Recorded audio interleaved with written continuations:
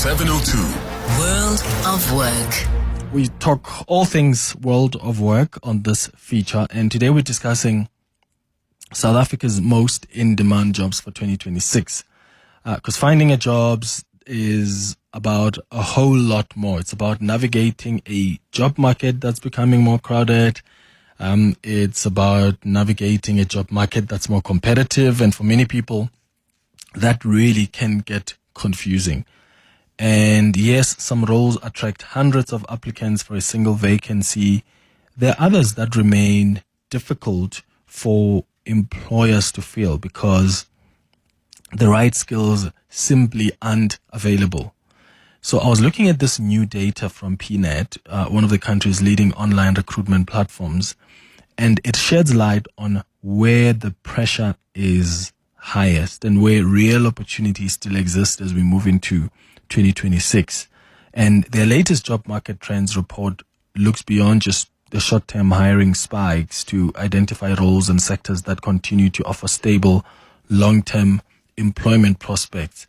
So these findings point to quite intense competition in entry-level and operational roles, while specialist skills in areas like healthcare, finance, engineering, and information technology remain in quite strong demand. And I wonder which jobs you are looking to pivot into for 2026. And are you at all concerned about, what the outlook is for your specific sector? Join this conversation on 011-883-0702 or send a WhatsApp on 072-702-1702. Paul Byrne is the head of insights and customer success at Pnet, joining us on the line. Paul, thank you so much for coming through to guide us through this conversation. Good morning. Good morning, Clement. Always a pleasure. Good to be with you. Thank you. So when you were looking at this, what stood out the most to you when you were analyzing the job market in South Africa over the past year? Clement, to start off, what stood out most was actually a really positive end to the hiring season at the end of last year. Looking at the 3 months up from September, October, and November, we had seen each month had shown a progressive year-on-year increase in the previous year's job market availability. So, in other words, there were more jobs available. And we're taking that as a good sign into this new year, into 2026, and we're hoping that we can see the consistency and the continuity of the availability of more jobs in the market. So your report focuses on sustainable long-term demand rather than your short-term trends. Why was that an important lens to use now? Specifically, we saw so much volatility in the early part of last year that we thought it really would make a lot of sense to have a look at those type of job sectors that were showing the sustainable demand. And we looked at all the jobs over the course of last year to try and see what we could predict in terms of what was going to be important coming into this year, into 2026. And it was really very interesting to see that there's a good mix of opportunity across mainly the top 12 sectors that we could see, which were as diverse as job sectors within business and management, sales, finance, and IT, which is where we would expect to see a lot of jobs, but then also manufacturing and assembly, warehouse and logistics, architecture and engineering, even maintenance and repair type jobs, all showing this consistent demand, which we can then in turn predict that that's going to continue into the course of 2026. So I see that this data also shows quite intense competition for roles with lower barriers to entry, like when you look at administration, sales, logistics as well. Yes, very much so. And I think it's such an important time of the year to be looking at that detail because we've got a number of different sort of people at different levels of their careers that are looking to either change jobs if they have been in a job for some time and in sort of the working world for some time. But then, of course, we've got the matriculants that are coming into the job market for the first time, those that have chosen not to go on or have not been able to go on to tertiary into tertiary quality education. And then we've also got the graduates that are coming into the market. So it was a really appropriate sort of set of data that we wanted to look at. And you're right to say, we're seeing that there's high demand specifically for a cohort of jobs that require lower experience and potentially lower education levels. And there's a good grouping of those. Your call center operators, you mentioned sales, receptionist jobs, cashiers, even junior property agents, telesales, dispatch and receiving, distribution and courier services. Those are all those types of jobs that generally require lower experience, potentially a little, don't require a degree for that type of job, but the converse to all of that is that there's a high demand for those type of roles, as many people are trying to get them. Yeah, what's the impact of that? Because, if you have this level of competition, I wonder what impact it has on like first-time job seekers and people without tertiary qualifications. It's a massive impact, Clement, because what we can see is that obviously the competition is really high for those roles. So if we're looking at sort of on average, we would quote that we get 177 applications per job across our platform on a month-by-month basis. And in some of these roles, we can see that those application volumes, as you alluded to earlier, sort of spike into sort of the 300s, 400s, 500s. And in actual fact, when we get into learnership type opportunities and internships, it can be even higher, running into the thousands sometimes. So there's intense competition for some of these roles. And I think that's where we've got to start looking at then what is the key differentiator that's going to set someone apart, someone who maybe has got some of the basic skills in order to be able to get into that job, into those types of jobs, but what else could in actual fact they be focusing on? And I think what we're starting to see, I don't think I know that what we're starting to see in the South African market is that more and more recruiters are looking at the softer skills, what in actual fact sets the person apart in terms of those transferable skills, including things like communication, resilience, teamwork, problem solving. Emotional intelligence comes up a lot in actual fact. Humility, time management, reliability, learning agility, so important as we go into our future world of work, and where we are constantly saying that ongoing education is becoming a prerequisite now. Every one of us needs to be thinking about how we can continue to upskill ourselves and invest in ourselves. So those transferable skills are what a lot of employers are looking for, and they will definitely at those sort of more entry-level jobs that require sort of the lower experience in education, those soft skills are going to be the big outliers that the recruiters are looking for. What about specialist skills in IT, in things like engineering, healthcare, and finance? Is there strong demand for that? And if so, why is the skills gap in these sectors proving so hard to close? Yeah, it's a really good question, Clement. And first and foremost, yes, very much so. There's a high demand for those. And actually, in most of those cases that you've mentioned, there's relatively low competition for the roles. And that does mean exactly what you said. There's a lower availability of skills. We're just not qualifying enough people in those areas. And specifically, if we go into engineering, it's your civil and structural engineers, it's your consulting engineers, your quantity surveyors that we've seen have been in high demand over the last 12 months. Business and management, you've got your business development people, senior management and executive management and directors. You know, for years we've said there have been problems in management and we cannot get necessarily the right type of people into management. So focusing on managerial skills is a great way to actually make sure that you've got an opportunity to grow in your career. Your finance jobs, cost and management consultants, in huge demand, low competition for those roles at the moment. And then specifically, you called out IT. What we can see is a big growth in the demand again. And it's been interesting to see this because it's been quite cyclical. Naturally, as we went through COVID, we saw a massive spike in the demand for specifically software skills. And then after COVID, that kind of petered out a little bit. And for the first time in a long time, we actually saw IT skills and specifically software again dropping off the top of the list of the most in-demand type roles across South Africa. And it was only during the course of the back end of last year that we could actually see software demand growing to the point that it's at the top of that list again. And in addition to that software development, you've got your roles like your business analysis, your data analysis, and data warehouses, IT project managers, system analysts, and your technical and business architecture people. And for me, that's showing, what that is showing is that we're really going full force into sort of this new world of work around AI, digitization, making sure that we've got all the right things working for us from a technology perspective. And we'll continue to see that demand grow is what we're predicting. And then, very interestingly, also medical and health, nursing and pharmacists in particular. We've seen a massive growth in the demand and a consistent growth through a lot of last year. We were reporting that those two roles in particular were consistently sort of in high demand month on month.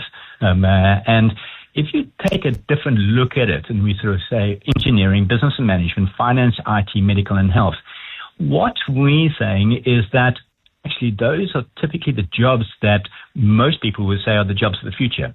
And if you look at where we can see that there's going to be a major focus as we move forwards into the rest of this decade and sort of the early 2030s, it's your technology, it's your green energy, it's your care, education, and some frontline roles, which are going to and are predicted to be the most in-demand jobs going into the future. And the converse of that, you see your clerical roles, your administrative roles, and your routine services, they will start to decline. And we can already see that in our numbers. They're declining quite quickly in actual fact. Yeah, you spoke about healthcare, which, as you say, continues to show strong hiring activity. Are there specific roles within this sector that are particularly resilient? Your nursing roles in particular, and then closely followed by pharmacists. And I think what we're seeing is we've got an aging workforce within nurses, and we need to bring in new skills very quickly. And also, we've got a changing set of the type of services that nurses can do. So instead of being clinical or in hospital, we're seeing that there's more sort of call centers, sort of medical type jobs that have been advertised, where the key and the right people for those jobs are your nurses. So there's a much greater demand, across a greater number of sort of industries for that type of skill. And this is a global phenomenon. We're just not we're not training enough nurses at the moment. So we see that as a problem area, and hence also why we just see them in demand the whole time. Exactly. And I mean, government has been making so many promises to try sort that out. I see in manufacturing and construction, there's a demand, but also quite high competition. What's driving that dynamic? There's been a lot of infrastructure investment, and I think if you just look around at the amount of building that's happening on, I think that there is this move towards a sort of return to a little bit more stable economy. All our local indicators are pointing in the right direction. I foresee that we can expect a period of growth. Obviously, it could be completely sort of set aside by any geopolitical international type influences that come our way, but generally quite positive in terms of what we're seeing in those two sectors. So, I think infrastructure development and a lot of just private investment in terms of development and building is definitely what's driving that. So for someone who can't immediately upskill through formal education, what kind of skills or experience can, still make a difference today? I think a focus on those soft skills that I was talking about earlier, Clement. So there's no doubt about it, again, that the recruiters are really looking for that. And if you look across research across the world, in actual fact, they're saying that soft skills are going to be the in-demand skills of the future. And frankly, if you look at soft skills, those are not that easily taught. So people really have to start honing in on those, specifically when it comes to your emotional intelligence, your communication, time management, even learning agility. Those are things that people need to just make a habit of improving, because those are the things that are going to set people apart. And again, it's a lot more difficult to train for those versus training sort of technical skills. So technical skills can be taught in a lot of cases on the job. But again, employers will be looking at the right kind of person from a cultural perspective to say, I need someone who is eager, who shows that they are resilient, they've got the motivation, their time management is great. So it's all about that attitude. And the attitude and the softer skills have been spoken about in the workplace for a long time, but I think they're really starting to matter, where recruiters are saying in some cases, in actual fact, let's hire for attitude before we actually look at the skills. So people need to really look at this and see how they present themselves when they're going into interviews, and when they actually arrive on the job, they need to make sure that they actually follow through in that image that they've created.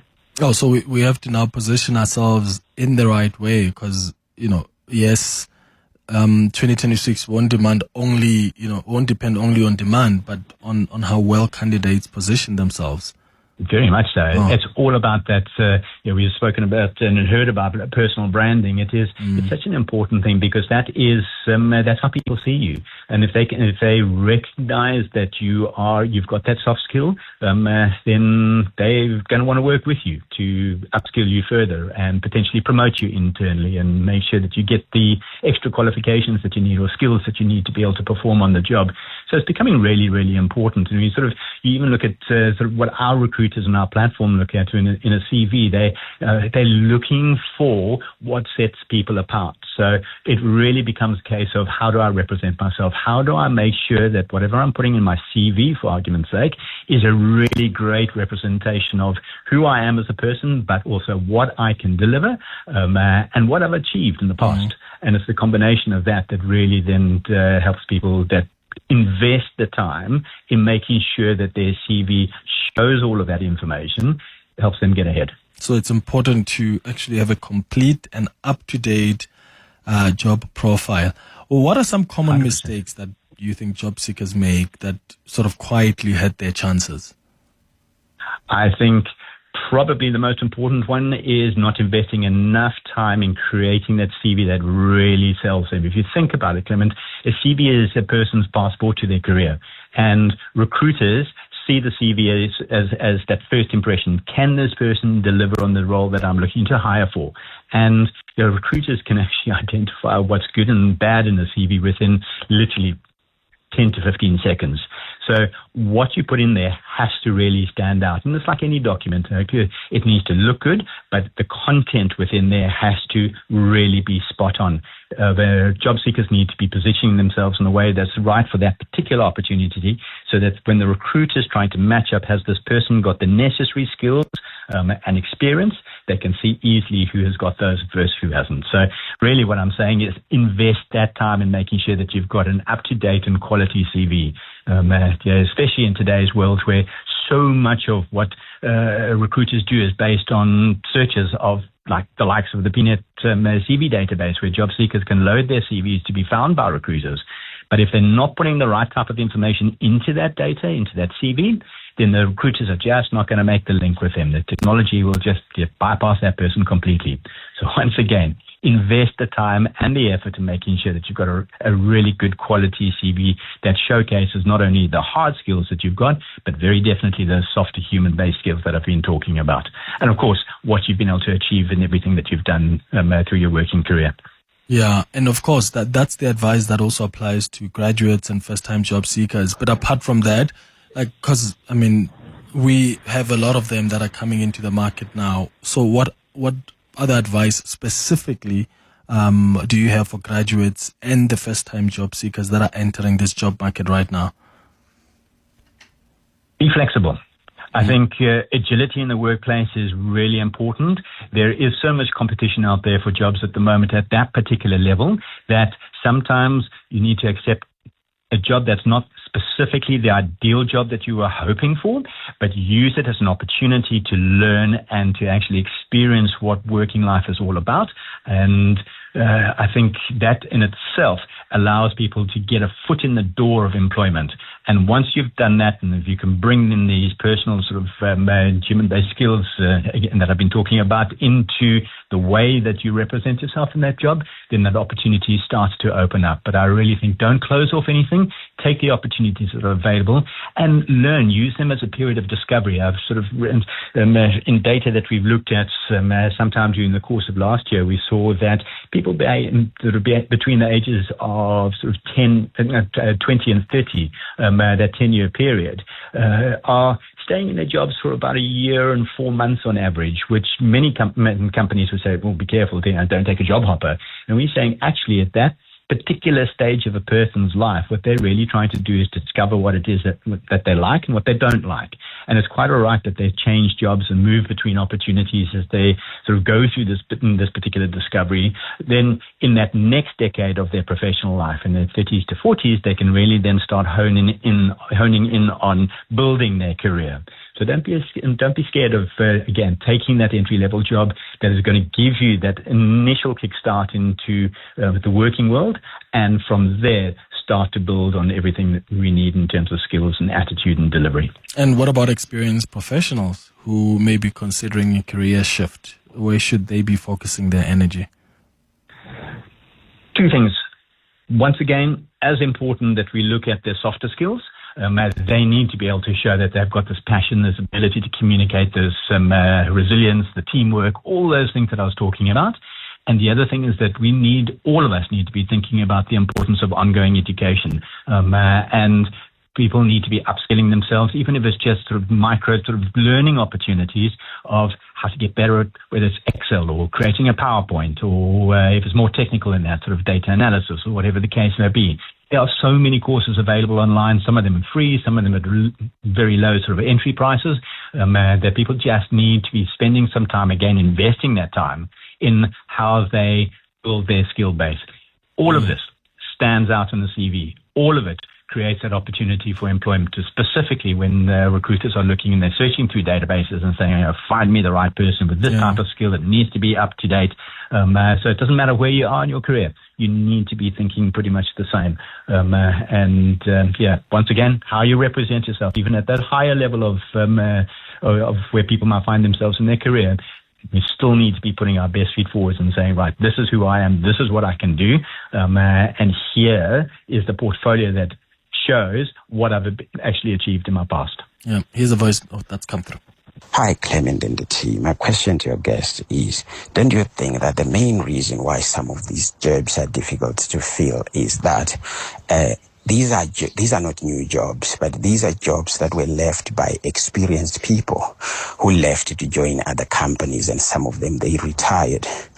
And these companies are looking for a specific expert. So, David in Melrose. Thanks, David. Paul?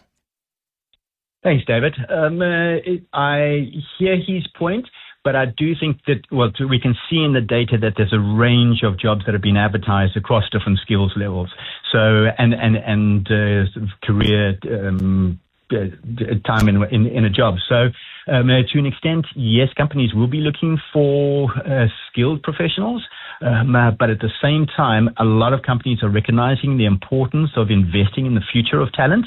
And specifically, as we can see that the demand for talent in certain areas is just increasing and increasing rapidly and becoming that much more competitive, companies are saying, right, how do we grow these skills from within? How do we make sure that we identify the right people that we can then bring into our workplace so that we know that we can tap into these skills? So, to an extent, yes, there will be experienced hire that companies are looking to fill. But again, if we look at the data, we definitely can see those type of roles that are available to our youth that are getting into the market for the first time. And specifically, again, around those type of jobs like the call center operators, your salespeople, your receptionists and cashiers and so on that I mentioned earlier. Those are definitely very targeted at that younger individual getting into their careers for the first time. Paul, thank you so much for making time for us. Paul Byrne is the head of insights and customer success at Pnet.